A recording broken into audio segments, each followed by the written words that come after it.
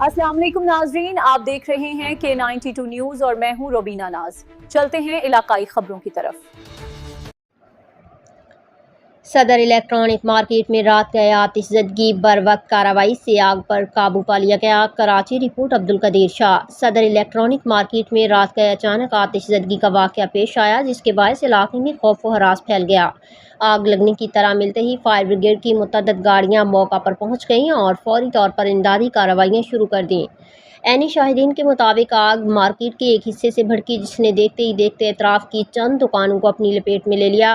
ताहम fire fighters की बरवक्त और मौसर कार्रवाई के बायस आग को मज़ीद फैलने से रोक लिया गया और कई घंटों की जिदोजहद के बाद मुकम्मल तौर पर काबू पा लिया गया। वाक़े की इत्तला मिलते ही असिस्टेंट कमिश्नर हाज़म भंगवार भी मौका पर पहुंच गए और इमदादी सरगर्मियों की निगरानी की। उन्होंने मुतल्लिका इदारों को हिदायत की कि मुतासरा मकाम का तफसीली जायज़ा लिया जाए और आग लगने की वजूहात का तयन किया जाए।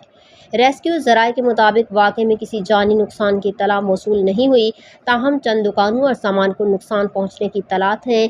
इब्तदाई तौर पर आतिशज़दगी की वजह शॉर्ट सर्किट बताई जा रही है, ताहम हतमी रिपोर्ट आने के बाद ही असल वजूहात सामने आ सकेंगी।